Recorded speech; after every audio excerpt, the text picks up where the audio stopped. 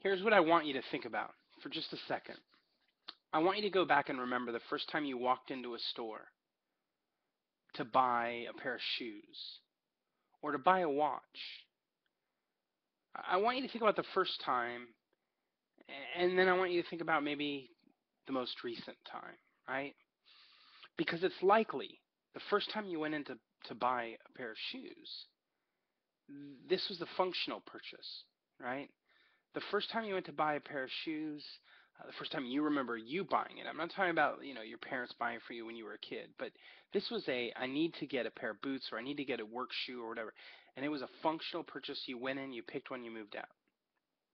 Same thing with the watch, probably, I'm guessing. And maybe that's still the way you work today.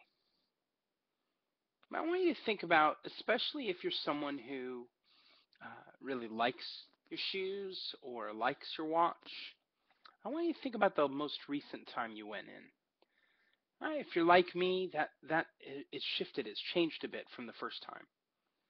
Right? It's not just a functional purchase. The watch I wear or the shoes I buy say something about me, and they say something about the way I make decisions about what I'm picking and why I'm picking them and how I'm picking them. And that's what I want to look at real quickly. I want you to think about when you walk into that store, and I want you to imagine four pairs of shoes that they look similar and functionally they they're going to work the same. The first pair of shoes costs $10. The next pair of shoes costs $30. The pair next to it $40. And the one next to it $275.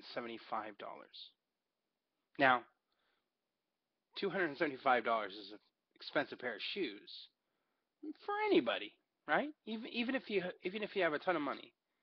When you're looking at four pairs of shoes and only one of them's out like that, it feels like an outlier. Now, there's a group of people who every single time they will pick 275, right? They will pick the high-end product just because that's more about what they say or feel about themselves than it has anything to do with the product. And there's going to be some people who, again, will pick the cheapest, most functional, just let me pay the $10 and get out of here. But that's because it says something about them and their decision making.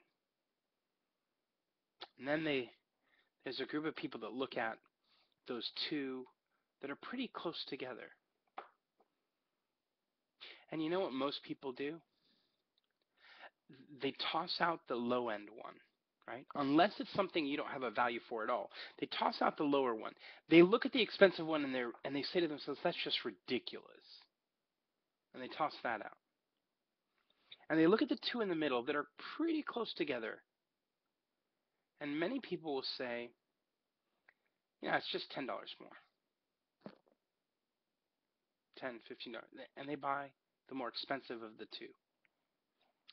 Now, this isn't really, I don't raise this up to tell you much about pricing from the perspective of value, pricing from the perspective of the algorithm for setting prices or anchoring, all those other things we've talked about. I want to highlight something today that we don't spend a lot of time talking about, especially when we talk about pricing. Because most of the time when we're talking about pricing, we're talking about the product and we're talking about the price, the product and the price. And when we talk about value-based pricing, sometimes we end up talking about the customer or the micro segments, the segments of customers that will have different beliefs about your product. And that's definitely part of it too. But we don't normally talk about the fact that for the most part, the way we make a decision, the way we select what we pay, has a lot less to do with the product on the shelf or the function of the product on the shelf, the utility that we derive from the product on the shelf. Now, most of the time, it's as if we're looking at those four pairs of shoes and using it as a mirror to look back at ourselves. See, the pair of shoes I buy, when I buy them, they're saying something about how I feel about myself. They're saying something about how I think of myself. I don't think of myself as someone so cheap that will only spend $10. I don't think of myself as someone who will waste money on shoes. And between the two, I think of myself as someone a little more discerning, and therefore I'm willing to spend the extra $10 or $15. what that says, right, is that sometimes pricing has a lot more to do with how a person feels about themselves and what the choice they're making says about themselves than it has anything to do with products and features and benefits. Now, how does that relate to you? How does that translate for you? I mean, if you're on the side of being someone who builds products, creates products, how do you work with that? Well, there's a lot of people that will start at the point of saying these are the features of my product, right? And when you graduate to a, well, these are the benefits of my product, right?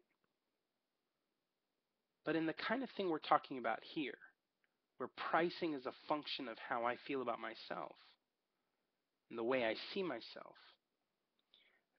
then maybe we need to go not just to features and not just further to benefits, but one step further into the new reality, the new context, the new way I see myself, right? When we write copy that suggests and helps a person see themselves in a new context, sees themselves after the purchase and how the purchase fits into that picture, well then maybe that kind of copy converts better because it allows us to envision a future version of ourselves and the decisions we've made. And that has more pull and more sway than just features or pure lists of benefits. Sometimes we get so caught up in pricing and trying to focus on the value of the dollar and how much it should sit that we forget that sometimes people aren't making a choice on price. Sometimes they're using price as a function to help them make a choice about themselves. And if that's the case, your copy should reflect it. Just a thought, another thought on pricing.